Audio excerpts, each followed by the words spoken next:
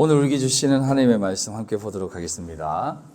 에베소서 1장 11절로 14절까지 말씀입니다. 우리 짧으니까 우리 한 목소리로 함께 합독하도록 하겠습니다. 에베소서 1장 11절로 14절 시작. 모든 일을 그의 뜻의 결정대로 일하시는 이의 계획을 따라 우리가 예정을 입어 그 안에서 기업이 되었으니 이는 우리가 그리스도 안에서 전부터 바라던 그의 영광의 찬송이 되게 하려 하심이라. 그 안에서 너희도 진리의 말씀 곧 너희의 구원의 복음을 듣고 그 안에서 또한 믿어 약속의 성령으로 인치심을 받았으니 이는 우리 기업의 보증이 되사 그 얻으신 것을 속량하시고 그 영광을 찬송하게 하려 하심이라. 아멘. 오늘은 예정이란 무엇인가에 대한 부분을 조금 공부해 보려고 합니다. 우리가 그동안 모호하게 알았던 예정에 대한 부분을 성경에서 좀 찾아보고 그 다음에 이제 교리적인 부분에서 어떤 얘기들이 있었는가에 대한 부분을 조금 나눠보려고 하는데 어렵게 생각하지 마십시오. 그러니까 더운데 이 부분을 조금 짚고 넘어가면 여러분들이 이제 여러 가지 상황을 만난다든지 또 듣는다라든지 그런 속에서 이 부분은 이런 부분에 속하는 것이구나라는 것을 알 수 있게 될 것이에요. 자, 우선 예정이라는 말을 좀 짚어보면 11절에 이렇게 나와 있습니다. 모든 일을 그의 뜻의 결정대로 일하시는 이의 계획을 따라 우리가 예정을 입어 그 안에서 기업이 되었으니 라고 합니다. 예정이라 하면 사전적 의미라든지 또 드는 생각이 뭔가 결정되어져 있다라는 생각이 들잖아요. 그러다 보니까 결정되어졌다라고 하는 것을 들으면 약간 우리가 거부감이 들거든요. 하지만 이 결정되어졌다, 예정되어졌다라고 하는 것은 우리가 이제 단순히 우리 생각 속에서 하는 어떤 결정론적 부분을 성경은 얘기하고 있지 않아요. 예정이라고 하는, 성경에서 말하는 예정이라는 것은 조금 더 깊이 있는, 조금 더 이제 포괄적인 내용을 담고 있습니다. 근데 포괄적인 것을 담고 있으면서 하나에 집중되어져 있는 것을 볼 수가 있어요. 그래서 성경에서 말하는 이 예정이라는 것은 원어적인 의미로 보면 프로 오리존인데요. 이게 프로라는 말은 앞에, 전에, 앞에라는 뜻이고요. 오리조라는 말이 호리조라는 말에서 나왔는데 이 호리조라는 말이 공포했다, 지시했다라는 것입니다. 그래서 이제 이미 내가 오래전에 말해놓은 것이다라는 것이 이 예정이라는 뜻입니다. 그래서 우리가 예정하면 뭔가 이렇게 결정론적, 운명론적으로 생각하는 것이 아니라 예전에 하나님이 이 얘기를 했다라는 겁니다. 그리고 그 말하신 분이 다른 분이 아닌 하나님이 하셨기 때문에 그게 예정이라는 표현을 쓰는 겁니다.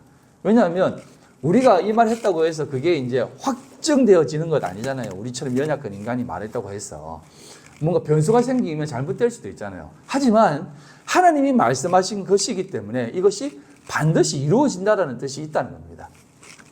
그래서 이 내용을 성경에 나와 있는 다른 구절에 찾아보면 신약에서는 가장 먼저 나오는 것이 사도행전 4장 23절로 31절에 나와 있는 내용인데요. 제가 읽어드리겠습니다. 사도들이 노임에 그 동료에게 가서 제사장들과 장로들의 말을 다 알리니 그들이 듣고 한 마음으로 하나님께 소리를 높여 이르되 대주제여 천지와 바다와 그 가운데에 만물을 지신 이시여 또 주의 종 우리 조상 다윗의 입을 통하여 성령으로 말씀하시기를 어찌하여 열방이 분노하며 족속들이 허사를 경영하였는고 세상의 군왕들이 나서며 관리들이 함께 모여 주와 그의 그리스도를 대적하도다 하신 이로소이다. 과연 헤롯과 빌라도 본디 빌라도는 이방인과 이스라엘 백성과 합세하여 하나님께서 기름 부으신 거룩한 종 예수를 거스려 하나님의 권능과 뜻대로 이루려고 예정하신 그것을 행하려고 이 성에 모였나이다 라고 합니다. 이게 이제 무슨 말이냐면 조금 설명을 드리면 제자들이 이제 하나님의 그 은혜를 받고 성령을 받고 복음을 전합니다. 그 중에서 이제 베드로, 요한이 특히 더 열심으로 복음을 전하니까 이제 유대인들이 그리고 관리들이 와가지고 베드로를 잡아가지고 휠문하는 겁니다. 너 자꾸 예수라는 사람을 자꾸 전할래? 자꾸 이 도를 전하면 나 죽여버린다? 자꾸 이러면 진짜 혼낼 거야 라고 하니까 죽여라, 혼내라 이렇게 얘기합니다. 그래서 막 혼을 냅니다. 막 실분하고 질책하고 막 뭐라 합니다. 그래도 이들이 안 들으니까 우선은 아유 안 되겠다. 우선은 좀 보내주자 하면서 풀어줍니다. 풀어주고 나오면서 이제 베드로가 얘기하는 겁니다. 하나님 정말 맞네요. 성도들 진짜 이것은 맞습니다. 세상의 군왕들이 나서고 관리들이 나서서 정말 예수 그리스도를 그 산에서 모여가지고 다 죽인 것처럼 이렇게 다 죽였군요 라고 하면서 그 예정된 하나님이 미리 말씀하셨던 그 일들이 정말 일어났던 것이군요 라고 하는 겁니다. 무슨 말이냐면 예수님이 십자가에 돌아가셨을 때 베드로와 제자들은 굉장히 실망을 하고 다 도망갔지 않습니까? 무슨 메시아가 저래? 이런 메시아가 있었단 말인가? 이게 무슨 메시아의 능력인가? 라고 하면서 예수님의 행적에 대해서 의구심을 가졌습니다. 근데 성령을 받고 참된 말씀을 다시 한번 깨달으니까 아 맞군요. 그가 이렇게 잡혀서 죽고 세상의 군왕들에 의해서 잡혀 죽는 것이 맞는 거군요 라고 하는 겁니다. 그리고 심지어 베드로가 이렇게 얘기하는 겁니다. 그리고 지금 우리들 역시도 세상의 군왕들이 누굽니까? 헤롯과 본디오 빌라도 아닙니까? 관리들이 누굽니까? 유대인들과 종교 지도자 아닙니까? 그들이 우리를 이렇게 공격하고 하는 것도 당신께서 예수님께서 우리에게 미리 말씀하셨던 세상이 너희들이 핍박할 것이다 라고 하는 그 말씀, 미리 말씀하셨던 그 예정된 내용들이 우리 속에서 진짜 또 일어나는군요. 진짜 당신의 그 말씀하신 것이 참이군요 라고 하면서 그렇게 고난받고 질책받는 것이 맞군요 라고 하면서 이런 고백을 드린 겁니다. 그래서 성경에서 나와 있는 이 예정이라고 하는 부분은 늘 무엇과 연관되어졌냐면 메시아 그리고 구속사역, 구원사역에 연결되어지는 것입니다. 그러니까 이 예정이라는 것은 성경에 도도히 흐르는 것은 뭐냐면 우리 성도들을 하나님이 부르시고 하나님이 세우신다라고 하는 그것이 분명하게 하나님께서 우리에게 약속하신 것이다라는 것을 얘기해 주시는 것이에요. 그래서 이것을 가리켜서 또 한 부류의 신학적인 부류가 나오는데 그게 언약신학, 계약신학입니다. 왜냐하면 하나님이 약속하신 것은 반드시 이루시기 때문에 언약을 우리는 중심으로 살아가야 된다라고 하는 그런 신학이 또 있습니다. 아무튼 그런 모습으로 이 예정을 얘기하고 있는 것입니다. 그리고 또 한 군데를 보면 로마서 8장 28절로 33절입니다. 우리가 알거니와 하나님을 사랑하는 자 곧 그의 뜻대로 부르심을 입은 자들에게는 모든 것이 합력하여 선을 이루느니라. 하나님이 미리 하신 자들 또한 그 아들의 형상을 본받게 하기 위하여 미리 정하셨으니 이는 그로 많은 형제 중에서 맏아들이 되게 하려 하심이라. 또 미리 정하신 그들을 또한 부르시고 부르신 그들을 또한 어렵다 하시고 어렵다 하신 그들을 또한 영어롭게 하셨느니라 라고 합니다. 자, 이 내용을 보면 사도 바울이 이렇게 얘기합니다. 하나님께서 우리를 사랑하시는데 사랑하시는 자에게 베풀어 놓은 모든 것은 이 모든 사실들, 사건들이 합력하여 선을 이루는 것이다.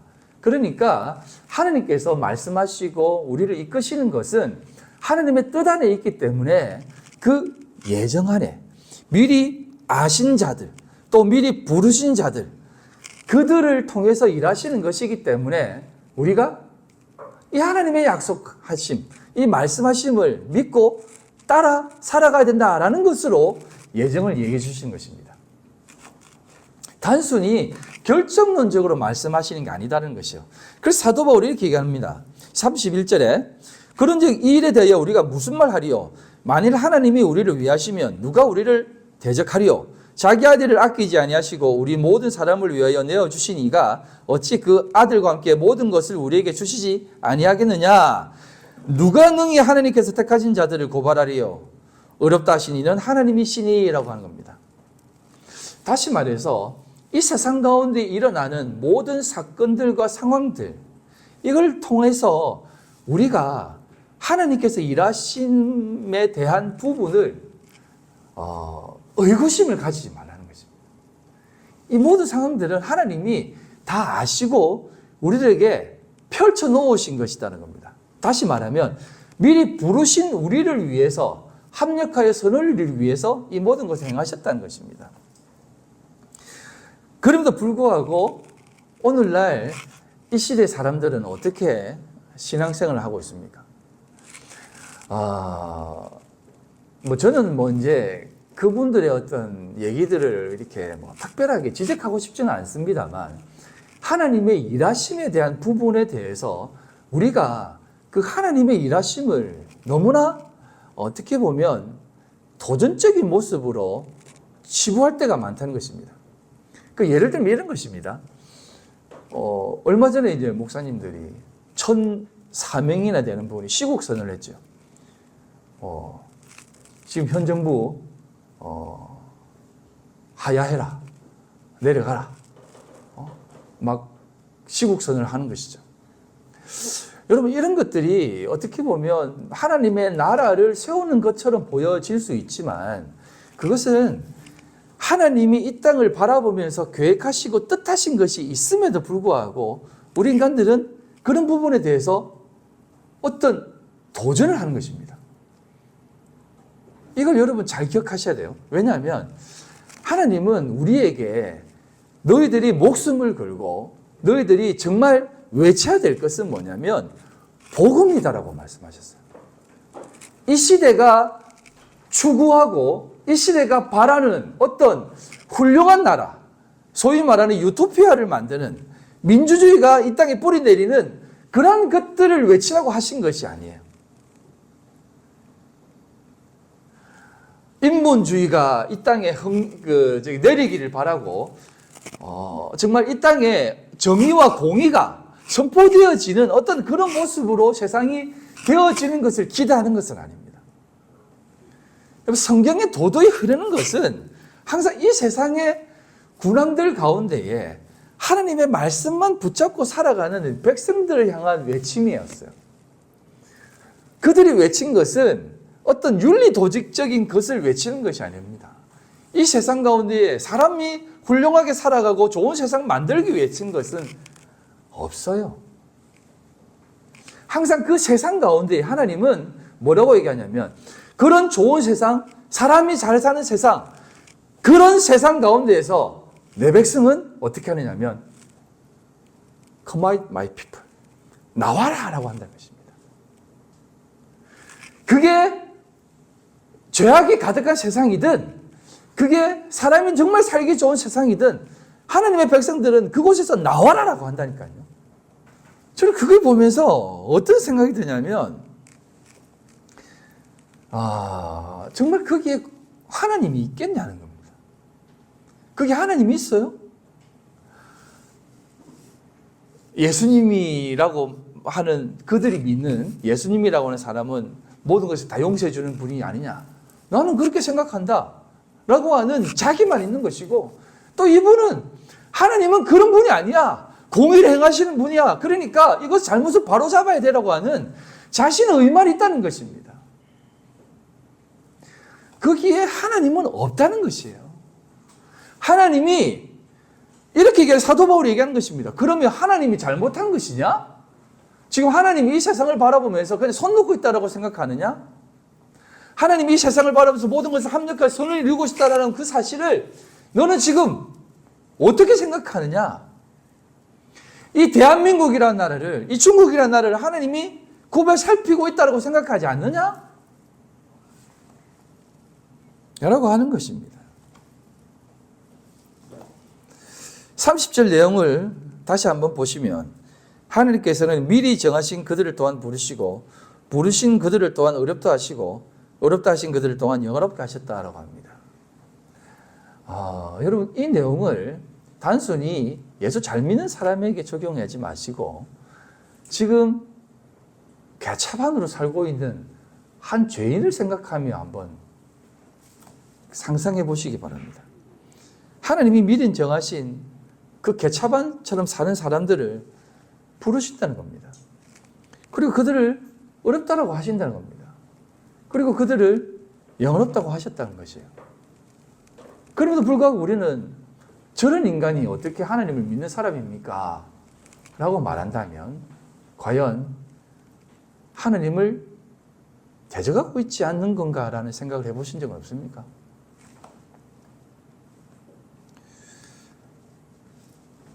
오늘날 우리가 예정이라고 하는 것을 단순히 결정론적이라든지 운명론적으로 생각하니까 너무 이 부분에 대해서 터부시하고 거부되어지기 때문에 그렇지. 여러분, 하나님이 우리 인간을 향한 그 구원의 사랑의 그 깊이를 생각한다면 이 예정을 더 깊이 우리가 깨달을 수 있을 것이에요. 여러분, 이 땅에 최초의 교회가 어떤 곳인 줄 아십니까? 우리가 교회를 가리켜서 우리라고 하잖아요. 우리 한 사람 한 개인이 교회라고 하잖아요. 그렇다면 최초의 교회가 어디라고 생각하십니까? 강도 만난 예수님 우편에 있는 오른쪽에 있는 그 강도예요. 그 강도가 첫 번째 교회입니다. 십자가에 달렸다라는 것은 보통 죄인이 아닙니다. 흉악한 죄인임과 동시에 나라를 정복시키려고 하는 죄인이었습니다. 그런 죄인인 그 사람이 예수님을 만나고 그곳에서 회심을 하고 내가 나와 함께 낙원에 있을 것이다 라고 합니다. 그게 첫 번째 교회예요. 누가 그것을 상상하겠습니까? 어떻게 저런 인간이 교회지? 하면서 왼쪽에 있는 강도는 아이고 참 뭐가 저런 사람이 메시아냐 라고 하며 그의 행세와 형태와 그런 모습을 보고 안 믿었다니까요. 거부했다니까요. 오늘날 우리가 예수 믿는 사람으로서 하나님을 믿는 사람으로서 하나님의 뜻 안에서 살아가는 사람으로서 하나님의 작정과 하나님의 일하심을 믿는 사람으로서 우리가 이 세상을 바라볼 때 어떤 마음으로 봐야 되겠습니까? 하나님, 이 세상 왜 이렇게 되고 있습니까? 도대체 무슨 일이 나고 있습니까? 이러면 안 되는 거 아닙니까? 라는 생각 하지 않습니까? 그게 바로 하나님의 작정하심과 예정하심에 방해를 드는 것일 수 있다라는 것입니다. 그래서 예정은 단순히 결정되어졌다라는 것 이상으로 하나님께서 일하시는 그 놀라운 뜻 안에 있다라는 것을 생각해 보시라는 것입니다. 그래서 이런 부분들을 가지고 초대교회 때부터 진짜 많은 논쟁이 벌어졌습니다.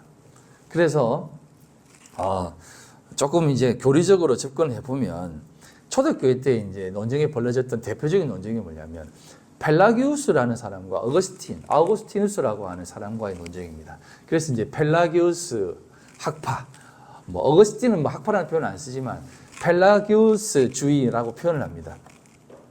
자, 이 펠라기우스라는 사람은 어떤 것을 주장했냐면 인간의 자유의지를 굉장히 강조를 했습니다.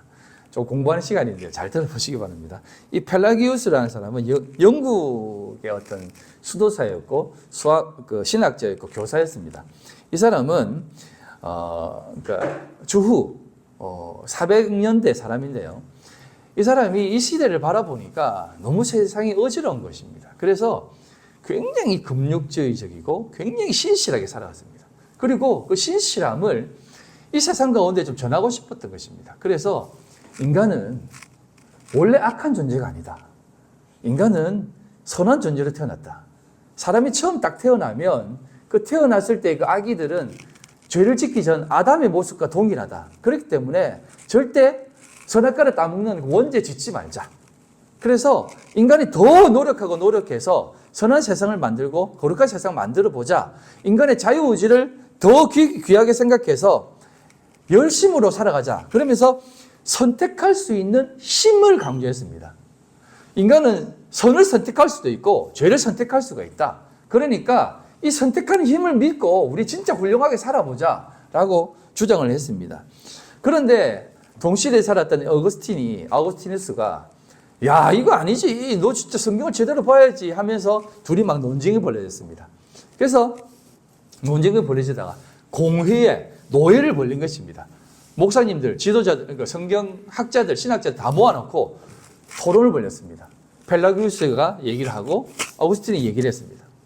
야, 이래서 이렇게 우리 살아가야 된다니까? 아우구스틴이 아니야. 성경을 봐. 하나님의 작정하신 것에 대해서 그렇게 생각하면 안 되지. 라고 해가지고 결국은 펠라기우스가 정죄를 받습니다. 그래서 이단으로 정해집니다. 여러분 그 당시 이단으로 정해지면 절대 그 얘기를 다시는 꺼내지 못합니다. 그래서 이제 나온 것이 뭐냐면 반펠라기우스주의, 그러니까 세미 펠라기우스주의자들이 나왔습니다. 그러니까 그래 하나님의 작정을 내가 믿는다. 하지만 인간의 자유의지도 우리가 생각해야 된다라고 하면서 반펠라기우스주의자들이 나왔습니다. 그래서 반펠라기우스주의자가 어떤 말을 했냐면 그래 하나님의 작정 믿는다. 하지만 우리 인간의 노력도 필요하지. 인간이 열심으로 살아가는 게 중요하지 않느냐. 하나님께서 우리를 통해서 일하시는데 인간의 자유도 중요하다. 그렇기 때문에 우리 성도들이 하나님께서 우리를 부르셔서 성령이 우리에게 찾아오셨지만 인간들이 그것을 거부할 수도 있다라고 얘기를 한 것입니다. 그러니까 그것도 아니다. 어거스틴이 다시 한번 공예를 열어서 얘기를 합니다. 그것도 아니야. 말도 안 되는 소리 하지 마 하면서 펠라기우스주의자를 배격했습니다. 근데 더 아이러니한 것은 이 어거스틴이 마니교에 심취했던 사람이거든요. 마니교는 기원 전부터 있었던 교회입니다. 그러니까 극단적 이원론자들입니다. 그러니까 선한 것은 완전히 있고 악한 것이 완전히 있다. 그래서 선한 것은 정해져 있고 악한 것도 정해져 있기 때문에 우리는 선만 추구하자. 그래서 막 굉장히 선했던 사람들이 있는데 거기에서 나와가지고 다시 한번 그 마니교를 지적합니다.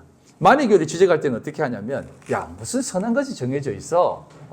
인간이 노력하면 선을 이룰 수 있는 거지. 또 이제 자유의지에 대해서도 또 이렇게 슬쩍 얘기했는데 나중에 이제 마니교를 할 때는 그렇게 얘기했다가 나중에 펠라기우스와 논쟁할 때는 아니야 인간의 자유의지가 어디 있는 것이야. 자유의지는 없어. 하면서 또다시 이렇게 공격을 합니다.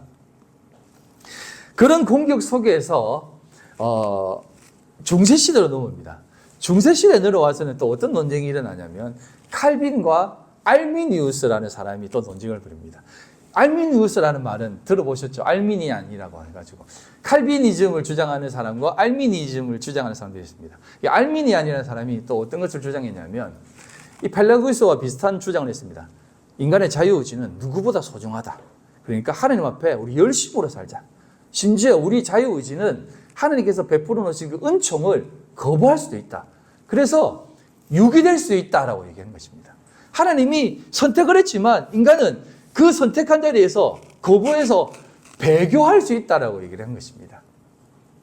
그래서 이 알미니안을 이렇게 받아들이고 쭉 내려왔던 사람들이 어떤 사람들이냐면 감리교를 창시한 요한 웨슬레, 감리교를 믿는 사람들, 감리교회가 이 알미니안을 따릅니다.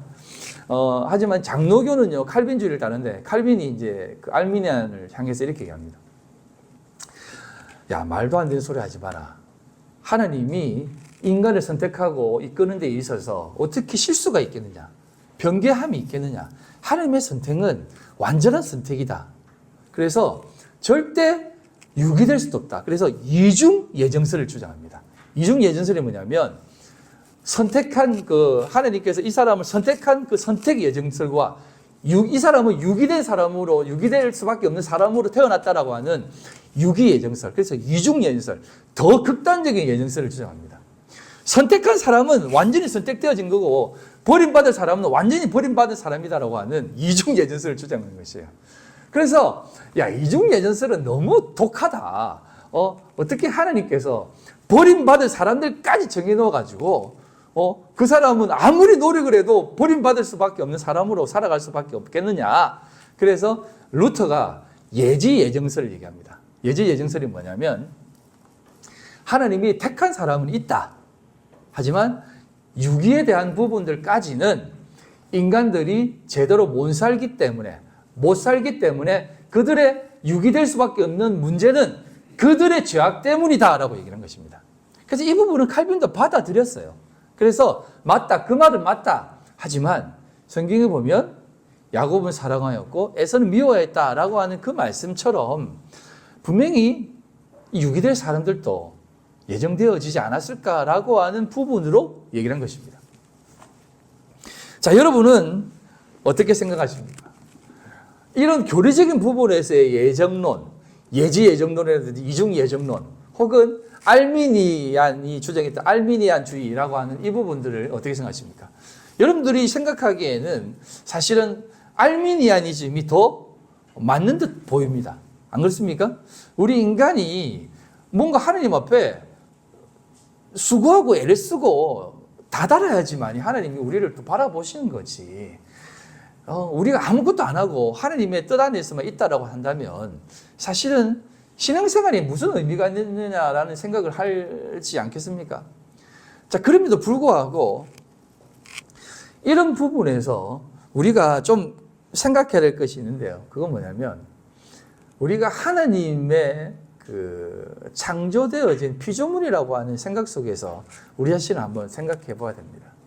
왜냐하면 하나님이 우리를 이렇게 만드셨잖아요. 만드셨다는 것은 목적과 이유가 있는 것입니다.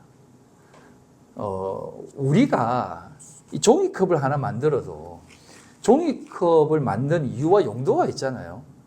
종이컵 만들어가지고, 그냥 저기 처박아가지고 그냥 섞이기 위해서 만드신 것은 아니잖아요. 아니잖아요.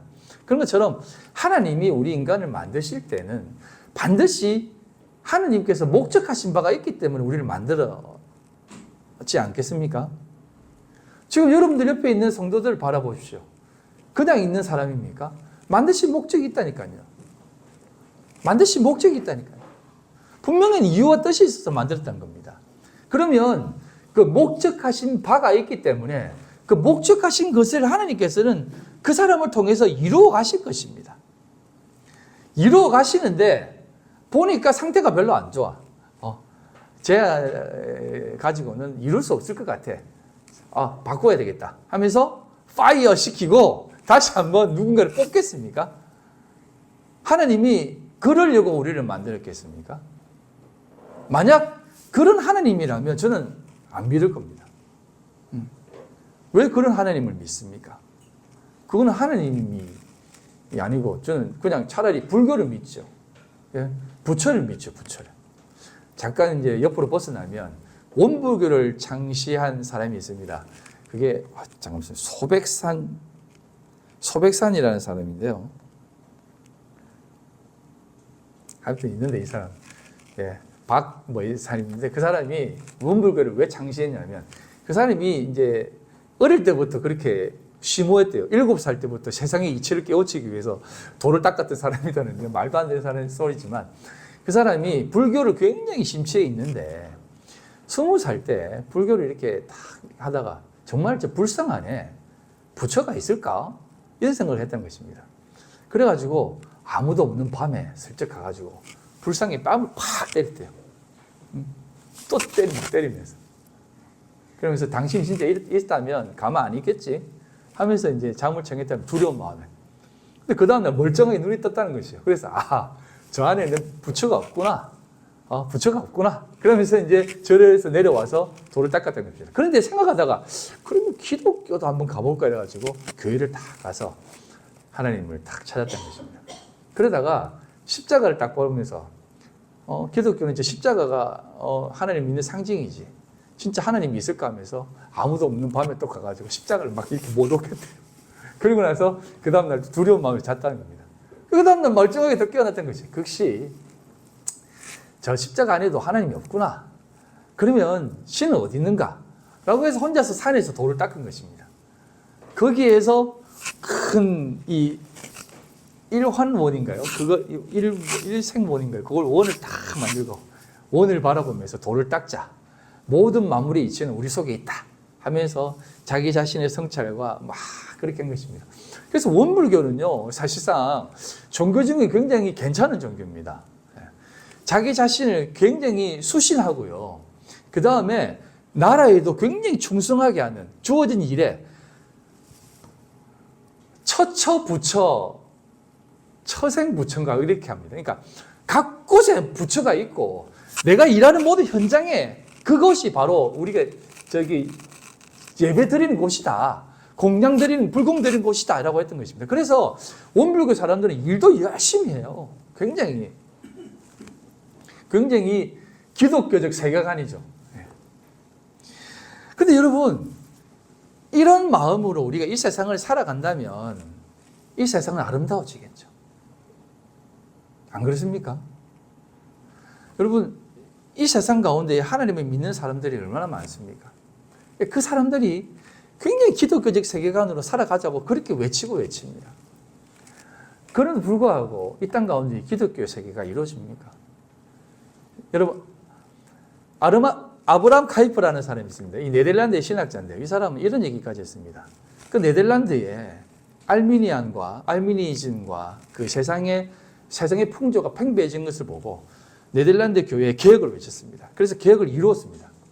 이 사람이 완전히 막 개혁교를 일으켰습니다. 이 사람이 뭐라고까지 주장했냐면 이 전 우주에 1제곱센티미터만큼의 공간도 그리스도 안에 없는 것은 없다라고 한 것입니다. 그만큼 하나님의 절대적 주권을 외치며 살았습니다. 그러고 나서 나중에 이 개혁주의 신학자가 네덜란드의 대통령까지 됐어요. 강요들이 전부 다 목사였습니다. 그런데 네덜란드가 어떤 나라가 된 줄 아세요? 동성애를 가장 먼저 시작한 나라가 네덜란드고요. 자유주의가 가장 먼저 내린 곳이 네덜란드가 되었습니다. 여러분, 그렇게 하나님을 주장하고 외쳤지만 세상은 언제나 그런 식으로 우리들에게 도전이 되어져요. 지금 TV를 보고 뉴스를 보면 어떤 마음이 듭니까? 이 세상 가운데에 지금 일촉즉발이 있는 땅이 있지 않습니까? 뉴스를 보니까 그쪽으로 가는 비행 항공편이 다 결항이 되고 조금 있으면 전쟁이 터진다라고 얼마나 막 얘기하고 있고, 또 미사일을 몇십 개 날렸다라고 하고, 어린아이들이 죽어나가고 있다. 초등학생들이 죽어나가고 있다.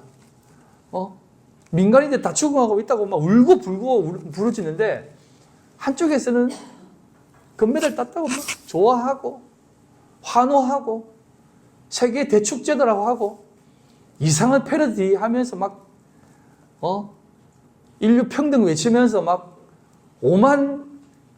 무슨 그런 쓰레기 같은 퍼포먼스를 하는지, 그런 걸 하면서 난리 법석을 찍고 있습니다.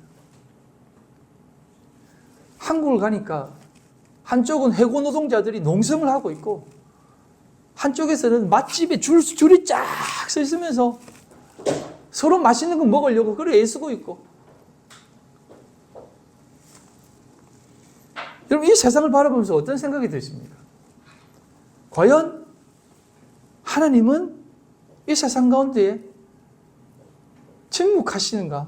아니면 우리가 나서기를 바라는가? 하는 그런 생각이 들지 않습니까? 그럼 그게 진정한 그리스도인들의 고민입니다. 여러분, 이 고민을 하셔야 돼요. 저는 차라리 중세시대와 같이 예수 믿으면 다 죽여버린다. 공산시대 같이 예수 믿으면 다 막 사형시켜버린다. 차라리 그게 더 편할 것 같아요. 예수만 잘 믿으면 되니까. 예수 믿다가 그냥 죽으면 되는가. 무슨 고민할 게 있습니까? 그런데 이 시대를 바라보면 너무나 고민되는 게 많아요. 과연 이 예수 믿는 사람이 이 세상 가운데에서 같이 박수 쳐줘야 되나? 같이 울어줘야 되나? 얼마나 많은 고민이 됩니까?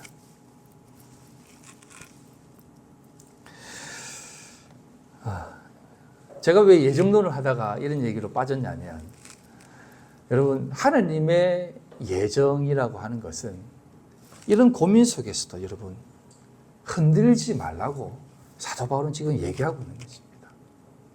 성경은 우리에게 이것을 얘기하고 있는 것이에요. 성경은 늘 이 도도히 흐르는 하나님의 놀라운 계획에 대해서 늘 의심하지 말고 하나님께 기도하고 하나님의 선하심을 바라보라라고 얘기하는 겁니다. 초대교회 상황도 마찬가지였습니다. 그 지하에서 숨어서 예배드리면서 수많은 동료들이, 그 같은 진짜 사랑하는 형제 자매들이 죽어나가고 또 배신도 하고 고발도 하고, 저기에 예수 믿는 사람들이 있어요 하면서 막 고민하고 가족들이 고발을 하는 그런 상황도에서 하나님 어떻게 하면 됩니까? 차라리 마카베 혁명처럼 나가서 혁명하고 싶습니다. 나가서 싸우다가 죽겠습니다. 예수님 외치다가 죽고 싶어요. 라고 하는 그런 것들이 너무나 행복했던 것입니다. 그래서 그 당시 초대교회 때는 순교가 유행했습니다. 나도 나가 죽을래? 나도 나가 죽을래? 하면서 순교가 유행했다니까요. 근데 사도 바울이 얘기하는 것입니다. 그러지 마라. 그러지 마라. 하나님의 때를 기다리고 하나님의 일하심을 기다려라. 하나님은 반드시 우리를 이끄시고 붙드신다. 오늘날 이 땅 가운데에 하나님의 교회를 부르시고 우리에게 무엇을 요구하시냐면 기도만 하라고 한 거 아닙니다. 이 세상 바라보면서 하나님의 뜻이 무엇인지를 분별하라는 것입니다. 성도로 부름받아 살아가는 것이 무엇인지를 생각하라는 것입니다. 이 세상 죄악이 가득한 것을 바라보면서 저것이 정말 죄악인 것이구나라고 깨달으며 나에 대한 깊은 고민을 하라는 것입니다. 기쁨이 있고 눈물이 있는 곳에서는 하나님 왜 나에게 울게 하십니까? 라고 하며 함께 울라는 것입니다. 고통당하라는 것입니다. 그러면서 저 고통이 내 고통인데 왜 나에게 이것이 일어나지 않습니까? 왜 나는 대한민국이라는 곳에 태어나서 저는 전쟁 가운데 있지 않고 이렇게 배부르고 잘 먹고 잘 살고 있습니까? 라고 하는 그 고민을 하라는 것입니다. 또한 기뻐하는 자들을 바라보면서 그래 저런 기쁨도 있지라고 하며 같이 기뻐하는 것입니다. 그 속에서 여러분들이 하나님의 때를 기다리고 살라는 것입니다. 의심하지 마시고 신앙 잘 지키고 하나님의 백성으로 살라는 것입니다.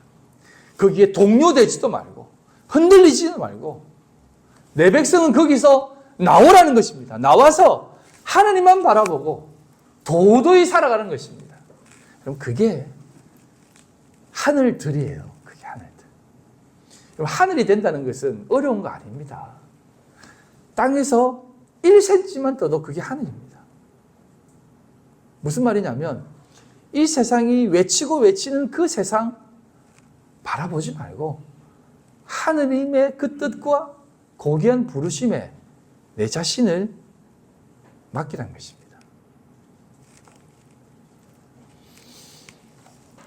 예정론? 그거 사실 아무것도 아닙니다.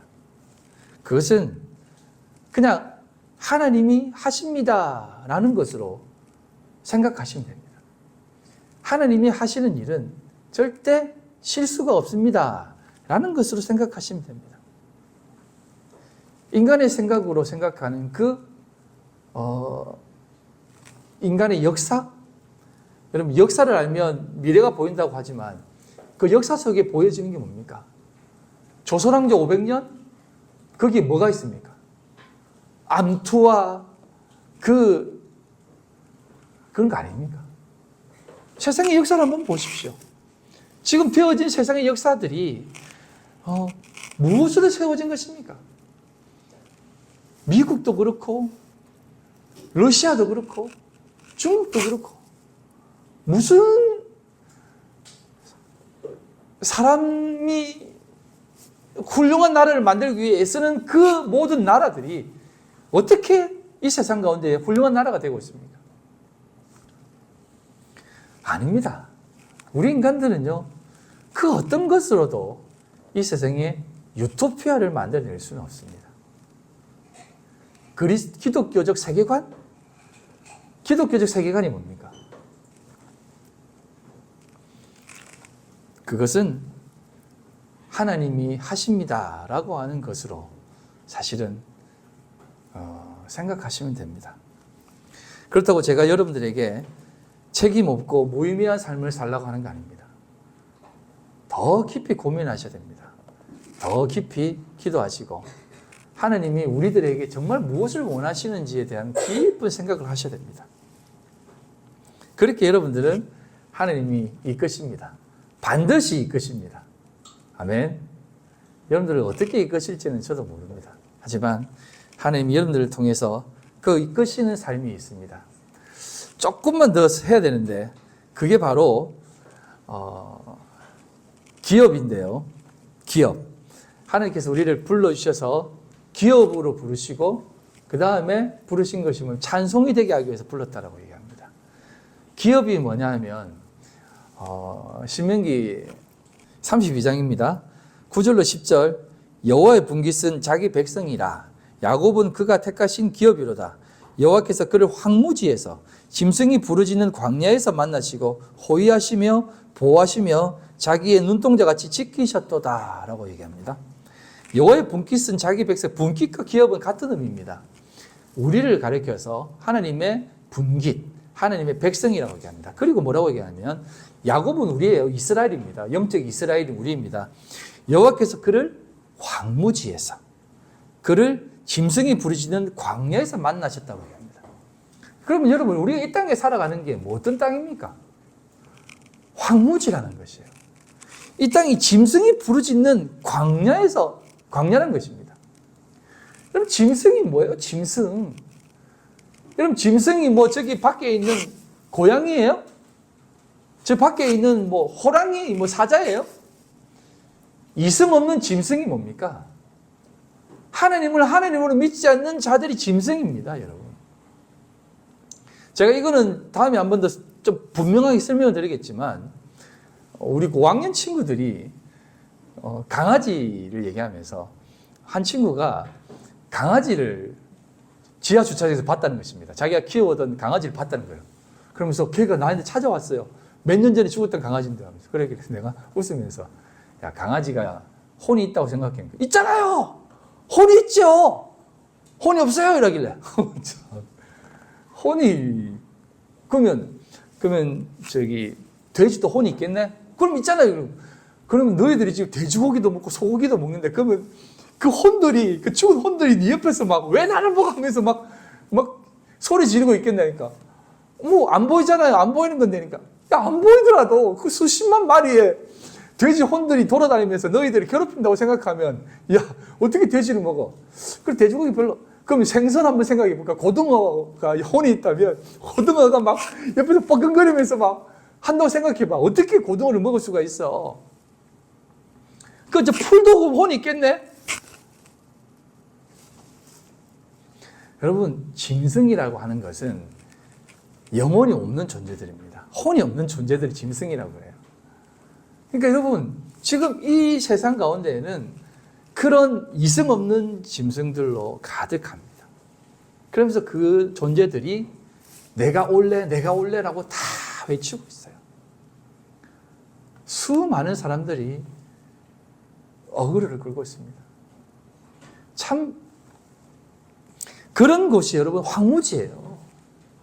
그런 곳이 짐승이 부르짖는 광야라는 것입니다. 그런데 여러분들, 이 여호와의 기업은, 분깃은 그런 곳에서 만나시는 존재라는 것입니다. 그리고 어떻게 해요? 거기에서 여러분 건져내셔서 다른 곳으로 옮기신다고 하는 것이 아니라 그곳에서 만나시고 호위하시고 보호하신다고 얘기해요. 여전히 우리는 광야에 있고 짐승이 부르짖는 광야에서 막 있습니다. 지금 우리가 있는 곳이 그런 곳이에요. 그럼에도 불구하고 하나님이 우리를 기업으로 불러주셔서 어떻게 하냐면, 그런 곳에서 너는 나의 분깃으로, 여호와의 기업으로 하나님의 백성이 어떤 모습으로 살아가야 되는지를 보여주며 살라라고 하면서 이렇게 하신 겁니다. 내가 거기서 너를 만난다, 너를 호위하겠다, 너를 보호하시고 너를 눈동자같이 지킬 테니까 걱정하지 말고 기업으로 서라라고 얘기하시는 겁니다. 그러니 하나님의 백성들은 하나님을 찬송하는 것입니다. 그게 우리 성도들이 해야 될 이 땅 가운데 삶이라는 것입니다. 찬송하는 게 뭡니까? 촛불 들고 나가는 겁니까? 태극기 들고 나가는 겁니까? 아닙니다. 찬송은 그게 아닙니다. 찬송은 하나님이 하십니다라고 하는 하나님을 찬양하는 것입니다. 반드시 하나님이 이루실 것입니다. 하나님이 이 나라를 붙들어 가실 것입니다. 그런 이 나라의 영도자를 위해서 기도하시고 또 이 땅에 흐르는 모든 존재들을 위해 기도하시는 것입니다. 그리고 찬송하는 것입니다. 찬송이 뭐예요? 하나님이 이루실 것입니다라고 하는 믿음 가운데 나오는 게 찬송 아닙니까? 그 찬송 가운데에 나가시길 바랍니다. 그래서 에베소서 1장 12절에는 이렇게 얘기합니다. 이는 우리가 그리스도 안에서 전부터 바라던 그 영광의 찬송이 되게 하려 하신다라고 하는 겁니다. 사랑하는 성도 여러분, 여러분들은 하나님이 부르시고 택하셔서 이 땅 가운데 심어 놓으신 거룩한 백성입니다. 하나님을 바라보며 기도하십시오. 외면하라는 거 아닙니다. 무시하라는 것도 아닙니다. 거부하라는 것도 아닙니다. 그 세상 가운데에서 하나님의 마음으로 바라보라는 것입니다. 그 시선이 중요한 겁니다. 이 세상을 바라보면서 하나님이 일하신다라고 하는 그 확신을 가지고 찬송하십시오. 찬송은 하나님이 반드시 선한 걸로 이끄신다라고 하는 그 확신 속에 나오는 것이 찬송입니다. 그 찬송으로 이 세상 살아가시는 우리 귀한 성도님들 다 되시기를 주님의 이름으로 간절히 소망합니다. 하나님 아버지 감사합니다. 오늘을 살아가는 우리들의 삶이 늘 하나님께 집중되어지게 해주시고 또는 하나님께서 이 세상을 굽어 살피고 계신다라고 하는 그 믿음 잃지 않도록 도와주시고 우리를 이 세상 가운데 보내어서 하나님의 기업으로 하나님의 찬송으로 세우신다는 것 기억하고 오늘도 그 도도한 하나님의 믿음 가운데 나아가는 저희들 다 되게 하여 주시옵소서. 이 세상 바라보며 참 많은 고민을 하게 됩니다. 그러나 하나님 아버지 그 고민 가운데에 우리가 그 고민이 찬송으로 바뀌고 그 모든 상황들이 하나님께 참된 영광이 되게 하여 주시옵소서. 살아계신 예수님의 이름으로 간절히 기도드립니다. 아멘.